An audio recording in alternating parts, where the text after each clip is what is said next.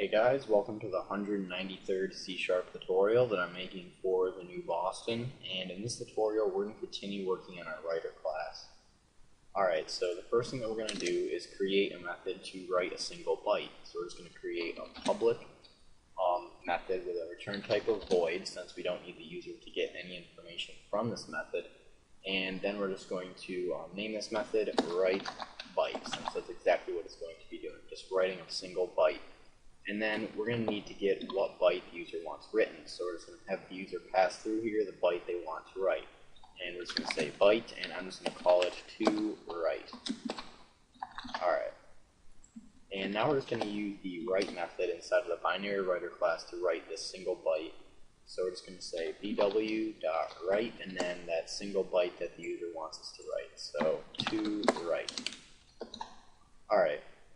Now, just like in the reader class, we just had something for a read byte, and we don't really have to do much to the read byte or write byte because it's just a single byte and doesn't have anything to do with big endian or little endian. But now in the next method, we're going to have to, when we're writing a byte array, actually change the order of the byte array depending on if it's big endian or little endian. So we're going to go right here and create a new method. So we're going to say public void write bytes, and in this method the user will be able to write a byte array. So we're just going to say byte array and then bytes to write. Alright, and like I said, if the user has the byte order set to big endian, then we're going to have to reverse this bytes to write array, so it'll end up writing it in the correct order, because defaultly the binary writer class, just like the binary reader class, will write in little endian. So what we're going to have to say here is if byte order equals byte order dot big endian, then we're just going to have to reverse this bytes to write array. So we're just going to say array dot reverse dot reverse, and then that bytes to write array. So we're just going to basically reverse this array's order. Alright, and only if it's big endian it'll reverse the array, and then after that we're just going to have it write this byte array. So we're just going to say bw for our binary writer dot write, and then our byte array right here. So bytes to write. Alright, so let me just explain why we're going to have to reverse it right here. So imagine if the user passed through here a byte array with two elements in it. It had ff and then fe.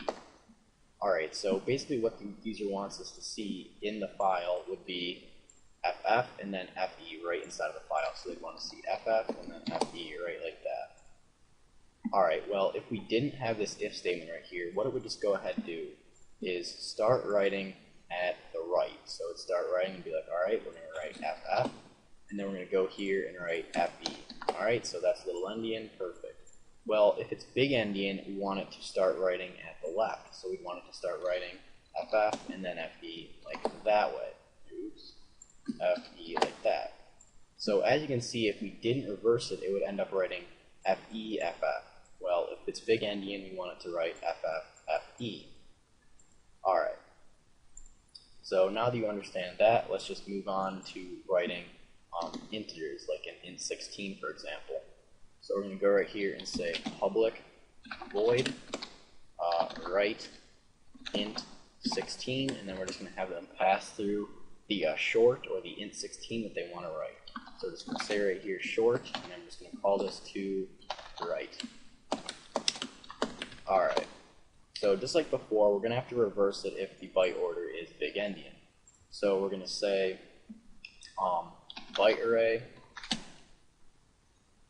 buffer equals bit converter dot get bytes, and then that short to write, so to write. And the reason that we're converting it into a byte array is so that we'll be able to reverse it if the byte order is big endian, and then we can just write it as a byte array at the end. So we're just going to say right here if byte order that the user has set is big endian, then we just want to reverse this buffer array. So if it's big endian, we're just going to say array dot reverse and then buffer. and only if it's big endian it'll reverse it, otherwise just do nothing.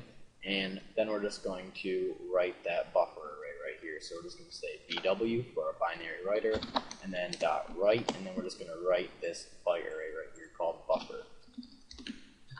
Alright, and you're going to want to do this for all the different data types. So for an int, for a uint16, for an int32, a uint32, an int64, and a uint64. So I'm just going to give you a real quick example of just changing this. So all you're going to have to really do is copy it, paste, change the name of the method. So it'll be a uint16 now. We're writing a ushort, so an unsigned int16, and that's really all you have to do. So you're going to want to do that for, like I said, int32, uint32, int64, and uint64. Alright, and one more thing that you're probably going to want to do is just have a quick summary of what each method does. But it's not mandatory, but I think it just makes it a lot easier for a user to read your class. Alright, so that's pretty much it for this tutorial, so see you guys.